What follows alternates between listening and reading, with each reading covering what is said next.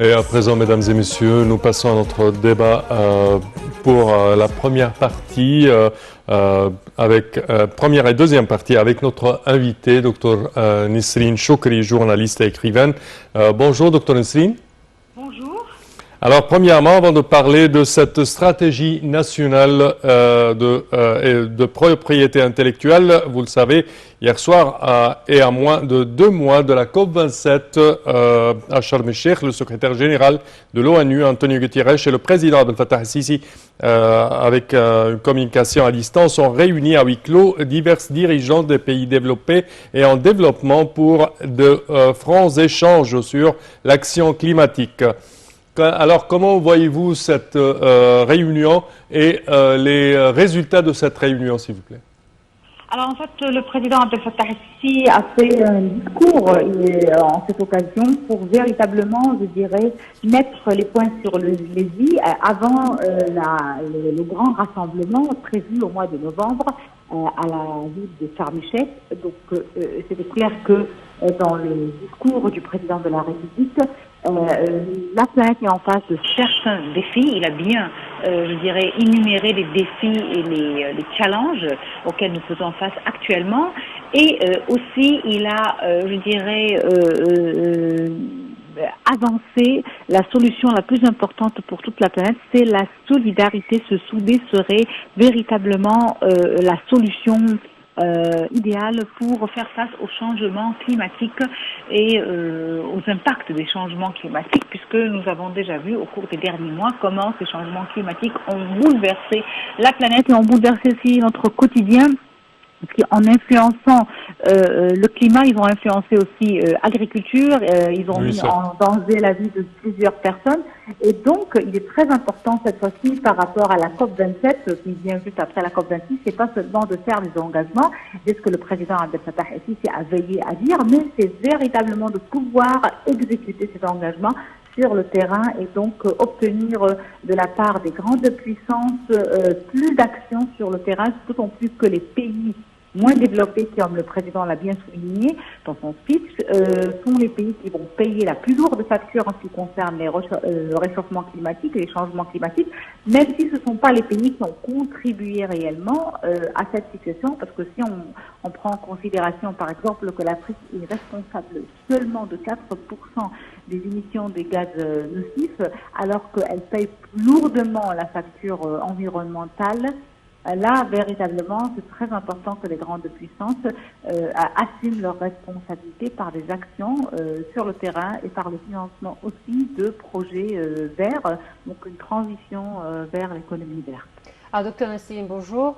Bonjour. Effectivement, je vais revenir sur le discours en détail avec vous. Le discours du président Fattah el-Sisi, comme vous l'avez dit, il a été bref, mais en même temps, il a été ferme. On l'a senti par l'utilisation le choix de ses mots, le choix aussi des choses dont il veut parler. Alors, tout d'abord, il a commencé en disant que le changement climatique reste le défi existentiel le plus sérieux auquel notre planète est confrontée.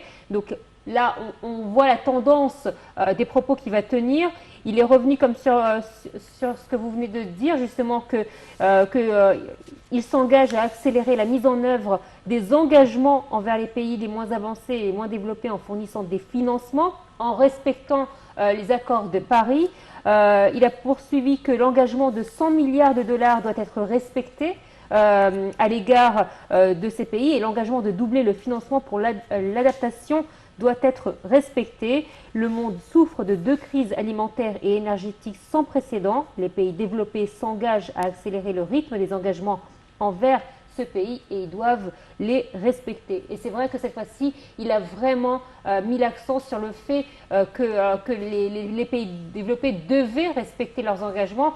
On a l'impression qu'il a été en quelque sorte le porte-parole des pays africains. Il a toujours veillé à l'être, puisque c'est véritablement l'un des objectifs de la politique égyptienne extérieure, c'est d'adopter une voie qui soutient et qui défend les droits des Africains à travers plusieurs dossiers, parce que ce n'est pas seulement à travers le dossier de l'environnement. C'est vrai qu'à travers son discours par visioconférence aux Nations Unies, il a parlé des droits des Africains et des pays en voie de développement, pas seulement des pays africains, face aux dangers des changements climatiques. Mais on se rappelle bien que durant la crise du coronavirus, le président aussi, et l'Égypte a aussi, à travers différentes instances, avait adopté, je dirais, une voie unifiée pour défendre les droits des Africains et des pays en voie de développement à obtenir de manière juste et équitable les vaccins anti-coronavirus. Donc c'est véritablement une des stratégies de la politique externe de l'Égypte et c'est une aussi des constantes de la politique égyptienne depuis le temps de Nasser.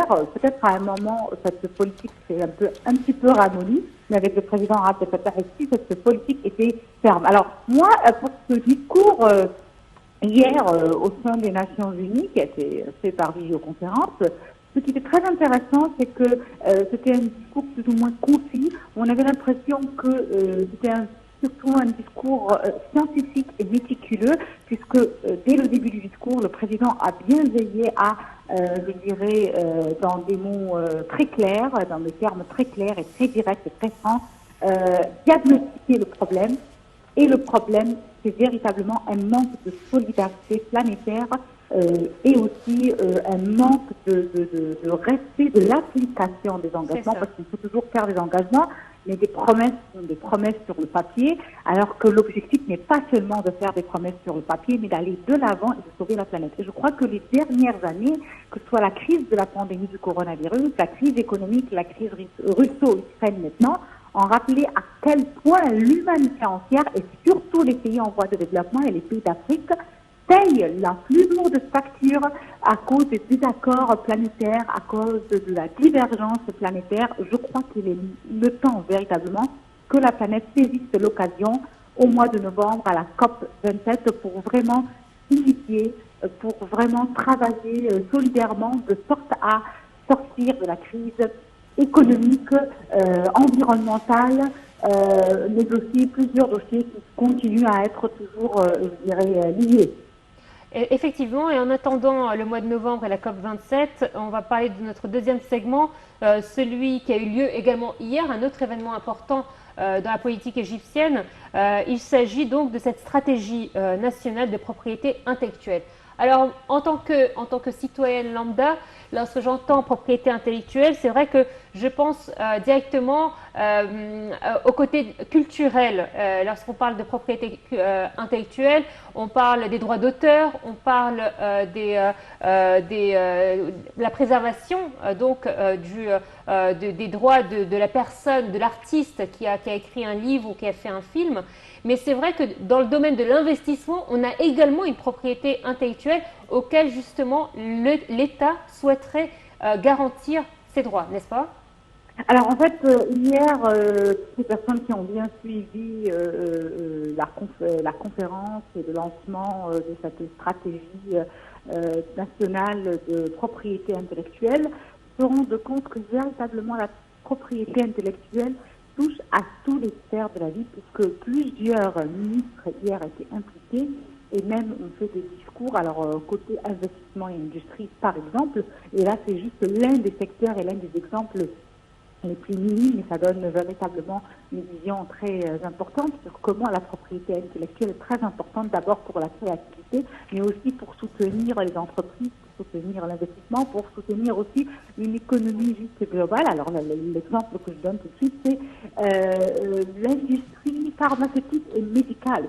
Cette industrie pharmaceutique et médicale, eh bien, il faut véritablement respecter la propriété intellectuelle des producteurs, des fabricants, des scientifiques, des chercheurs qui, grâce à leurs idées, peuvent véritablement servir à l'humanité, mais aussi on doit respecter le fait que ce soit les détenteurs de cette propriété intellectuelle-là, et cela va permettre bien sûr à des entreprises pharmaceutiques d'aller davantage de l'avant dans le domaine de la recherche scientifique et dans le domaine aussi de la découverte de nouveaux médicaments. Vous savez que même si le domaine de la pharmacie et la médecine, ça reste un domaine très humanitaire, mais aussi ça reste aussi lié de manière directe et indirecte à l'économie, et donc ça reste une industrie, et même si on découvre des idées qui seront appliquées, qui seront au service de l'humanité, elles doivent aussi être rentables pour les bailleurs de fonds et pour les personnes les entreprises, les institutions qui vont financer ces recherches-là.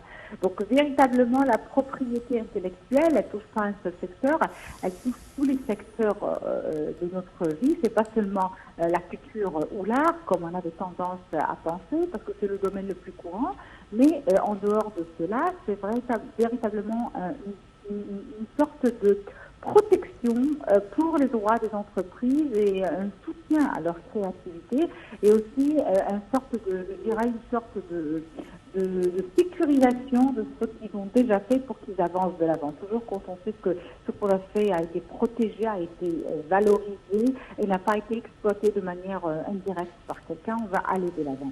Donc je crois que cette stratégie nationale de propriété intellectuelle vient à temps. Elle va aussi certainement servir les objectifs du développement durable. Je l'ai dit qu'elle a aussi des objectifs du développement durable. C'est aussi une stratégie qui se recoupe avec la vision de l'Égypte 2030. Donc, véritablement, une stratégie nationale de propriété intellectuelle qui avait tant été attendue, et hier, son lancement était très prometteur. Et elle se fait comment, cette justement propriété intellectuelle? Elle se fait via un brevet, c'est ça? On dépose un brevet? Bien sûr qu'il y a des procédures. Bon, disons qu'on dépose certainement un dossier complet pour obtenir un brevet, mais là c'est une façon très simplifiée de répondre à la question. Bien sûr, de déposer un dossier, ça nécessite beaucoup de procédures, beaucoup aussi de preuves et beaucoup de démarches pour bien sûr vérifier le sérieux des personnes. Et puis après, on obtient un brevet, ce qui veut dire que quand on obtient un brevet, en général, les autres ont le droit d'exploiter ce qu'on a déjà découvert, tout en reconnaissant que c'est nous qui l'avons découvert. Docteur Nesrine Chokri, merci infiniment pour toutes ces informations que vous nous avez données concernant donc ces deux axes politiques que nous avons traités donc ce matin. Le premier donc concernait le discours du président Abdel Fattah el-Sisi